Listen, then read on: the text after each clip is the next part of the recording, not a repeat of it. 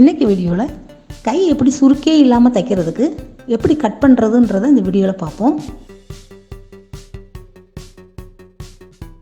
இப்போ இந்த துணியில் நான் உடம்பு எல்லாமே கட் பண்ணிட்டேன். இப்போ கை மட்டும் எப்படி கட் பண்ணுறதுன்ற பார்ப்போம். இப்போ இந்த துணியில் ஃபோல்டு பண்ண பகுதி நம்மளை பார்த்து இருக்கணும், ஓப்பன் பண்ண பகுதி நமக்கு ஆப்போசிட்டில் இருக்கணும். இந்த துணி எப்படி நாளாக மடிச்சிருவோம். இப்போ இது அளவு ஜாக்கெட்டு. இந்த அளவு ஜாக்கெட்டில் பார்த்தோம்னா 5.5 இன்ச் அளவில் கை உயரம் இருக்குது. இப்போ இந்த கையில் முன்னாடி எது கிராஸாக இருந்துச்சுன்னா அதை வெட்டுறதுக்காக ஒரு 1/4 இன்ச் அளவு குறிச்சிக்குவோம். கிராஸாக இருந்துச்சுன்னா அதை கட் பண்ணி எடுத்துருங்க. கை பட்டி போடுறதுக்காக ஒரு 1.5 இன்ச் அளவில் குறிச்சிக்கலாம்.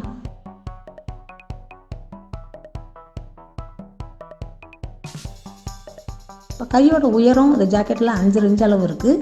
தையலுக்கு ஒரு 1/2 இன்ச்சு விட்டு ஒரு 6 இன்ச் அளவில் குறிச்சிக்குவோம். அதே போல் ஆப்போசிட் சைட்லேயும் ஒரு 6 இன்ச் அளவு குறிச்சிக்கலாம். இப்போ அதை கோடு போட்டுருங்க. கோடு போட்டு ஒரு பாக்ஸ் மாதிரி ஆக்கிங்க. இப்போ இந்த கையோட சுற்றளவு எவ்வளோ இருக்குன்னு பார்ப்போம். சுற்றளவு பார்த்தோம்னா 5.5 இன்ச் அளவுக்கு. மொத்த சுற்றளவு 11 இன்ச்சு. இதில் பாதி 5.5. இப்போ தையலுக்காக ஒரு 1.5 இன்ச்சு சேர்த்து விட்டுக்கலாம். அதே போல் அக்குள் வெட்டுறதுக்காக ஒரு 3 இன்ச் அளவில் மேலேருந்து கீழே அப்படி குறிச்சிக்குங்க. எந்த ஜாக்கெட்டுக்குமே ஒரு 3 இன்ச் அளவு எடுங்க. எந்த ஜாக்கெட்டுக்குமே ஒரு 3 இன்ச் அளவில் எடுங்க. கை சுருக்கே இல்லாமல் வரும்.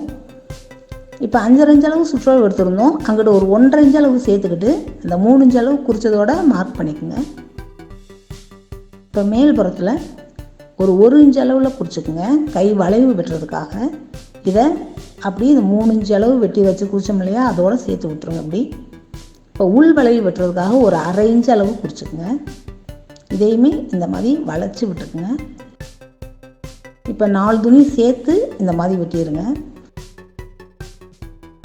விட்டுட்டு எல்லா பக்கத்துலேயும் இந்த மாதிரி குறிச்சி விட்டுக்குங்க. கை மடிக்கிறது, அக்குள் ஜாயின் பண்ணுறது எல்லாத்துக்கும் இந்த மாதிரி குறிச்சி விட்டுக்கலாம். இப்போ இதில் ஒரு 2 துணியை மட்டும் எடுத்துக்கலாம். அப்படி 4 துணியை வெட்டிடாமல் 2 துணியை மட்டும் எடுத்து உள் வளைவு வெட்டிக்கணும். இந்த வளைவு தான் நமக்கு ரொம்ப முக்கியம். சுருக்கே இல்லாமல் வரும் கை. இப்போ எல்லா பக்கமும் இந்த மாதிரி குறித்து விட்டுக்குங்க. இப்போ பார்த்தீங்கன்னா கை இது நம்ம பட்டி போடுறது. இது ரொம்ப ஈஸியான மெத்தட் தான். பழகுறவங்களுக்கு ரொம்ப யூஸ்ஃபுல்லாக இருக்கும். நீங்களும் ட்ரை பண்ணி பாருங்கள். பார்த்துட்டு உங்கள் கமெண்ட்ஸை எங்களுக்கு சொல்லுங்கள்.